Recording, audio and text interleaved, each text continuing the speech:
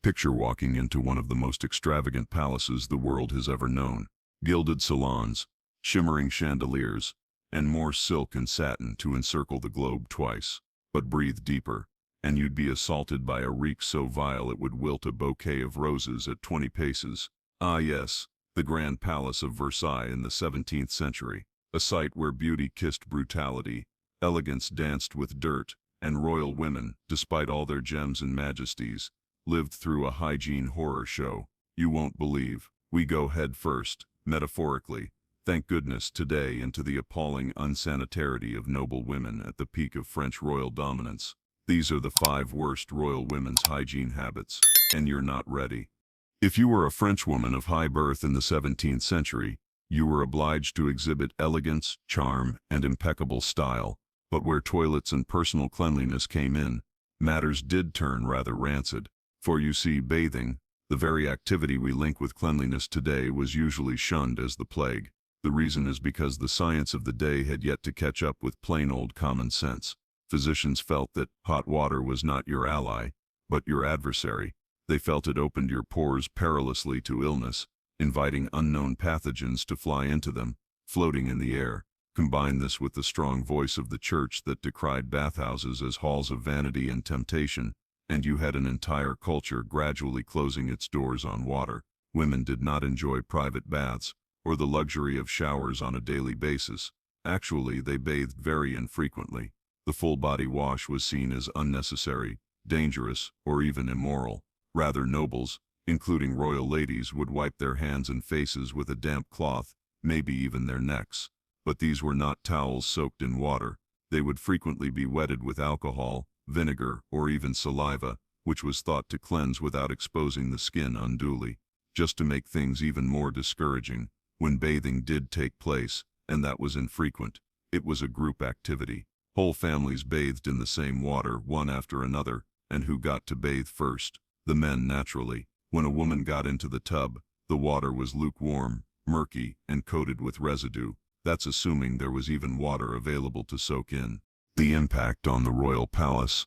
Just imagine that the odor didn't remain in the stables.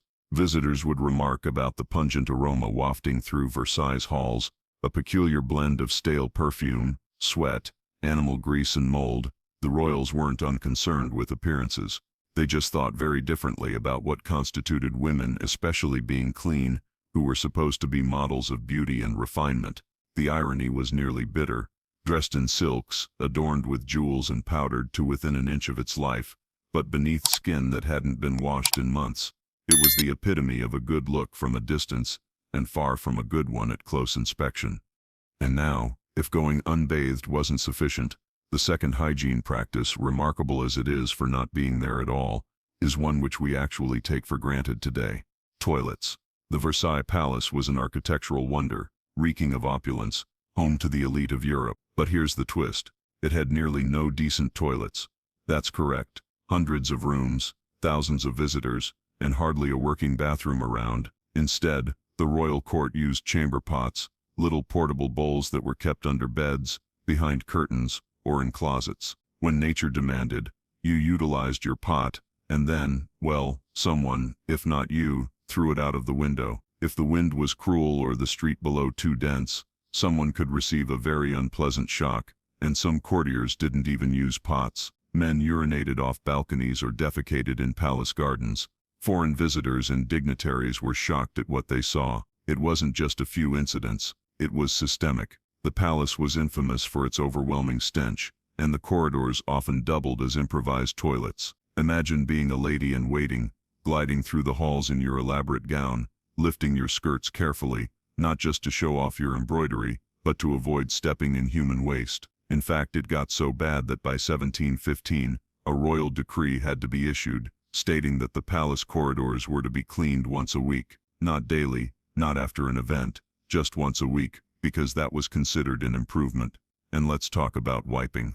Modern conveniences like toilet paper didn't exist. Rather, individuals employed scraps of cloth, leaves, straw, or in extreme circumstances, their bare hands. Cleaning up after the fact was minimal, if it happened at all, and when your waste management system was a window, and your cleaning solution was suspect at best, Well, it's little wonder parasites and disease were everywhere.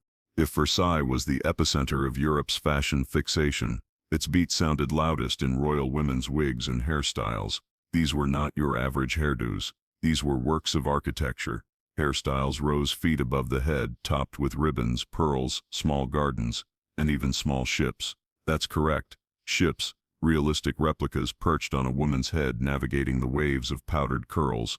To attain such proportion, women filled their hair with everything from wire frames and horsehair to wool or cotton padding. Then, after the simple style was obtained, they used generous quantities of pomade from animal fat, specifically beef tallow. This assisted in molding and keeping the style set, but that grease also provided a cozy, sticky, and very inviting habitat for lice because women did not wash their hair frequently, and definitely did not take their elaborate wigs off for everyday cleaning. Infestations of lice were not only prevalent, but they were inevitable. Whole colonies of the small pests flourished in those tall fashions. Women of the court utilized special implements, long-handled silver lice claws, to scratch their itchy heads without defacing themselves. These claws were finely ornamented, and were typically taken to dinner or a social occasion where a lady would stop between sips of wine to discreetly scratch her head. Notwithstanding the annoyance, nobody felt safe to forgo the fashion parade. Appearance was power under the strict regime of court life, and to look unfashionable or ill-dressed was to invite losing your standing. Even if your scalp was infested with lice and your hair smelled of stale fat, there was still a show to put on. Not only was the wig cumbersome and unclean, it was also dangerous. Some were so heavy they resulted in chronic neckache. Others were ignited by candles placed nearby, but all cost the price of keeping one in favor at court. Poor women did not have such a burden. They merely shaved their heads to keep lice off altogether. But for noble women, their hair was their crown, even though it concealed an entire ecosystem beneath. Now let's look at something that should have been pleasurable. Food. After all, royal feasts were the stuff of legend. Tables laden with meat pies, pastries, roasted pheasants, and sugared fruits. But the luxury existed behind a stomach-churning darkness. The royal kitchens were not spared the palace's sanitation problems. They were in fact its victims most often. Versailles' plumbing was so inadequate that raw sewage occasionally backed up into the kitchens. According to reports, at least once wastewater flowed into Queen Marie Antoinette's private kitchen. The effect on food safety was disastrous. Without refrigeration, ventilation, or waste disposal, contamination was prevalent.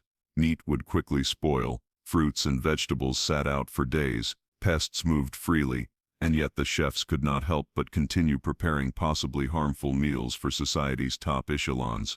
The costs. Gastrointestinal illness was epidemic. Diarrhea, vomiting, and infections were rampant, but worst were the parasites. Intestinal worms, particularly tapeworms due to undercooked meats and unclean kitchen conditions, frequently infected royal courtiers. Not even the great Louis XIV was immune. He reportedly expelled a 6-inch-long tapeworm, a sick reminder that even the most powerful man in France was not immune to the effects of bad hygiene. For women of the court, meals were an elaborate act. They were to eat daintily, to converse and flirt, to toast and amuse. But beneath the stately veneer, a great many fought nausea, cramps, and more grievous diseases, all in secret to preserve dignity. Last, we come to perhaps the most intimate and agonizing aspect of a woman's life, giving birth. And for royal women, it wasn't only agonizing, it was public. In 17th century France, if a queen or high-born lady went into labor, it was a national event. Literally, the delivery room would be full of courtiers, physicians, priests, and noble onlookers, all of whom would come to observe, not to assist, not to support, observe. When Queen Marie Therese gave birth, the room was so crowded that it was more like a theater than a medical ward.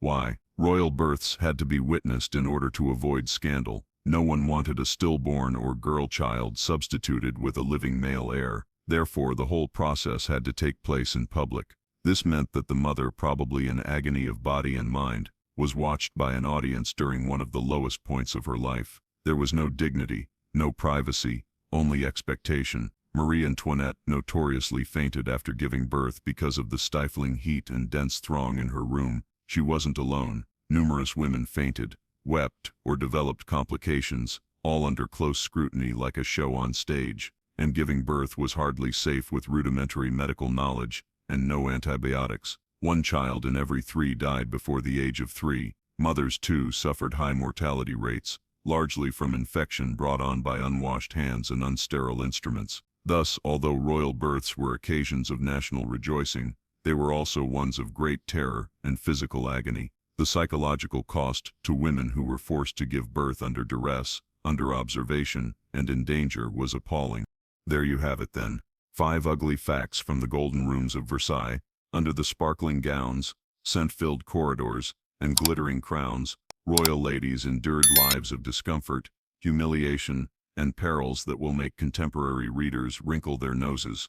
They were the representatives of refinement and elegance in public, but behind closed doors they scratched, endured, and made do in ways that history tends to gloss over. If you thought being a royal was all ball gowns and feasts, forget it. The actual tale is a whole lot seedier and much more human. Until then, keep digging in the past because history isn't merely interesting. Sometimes it's downright dirty.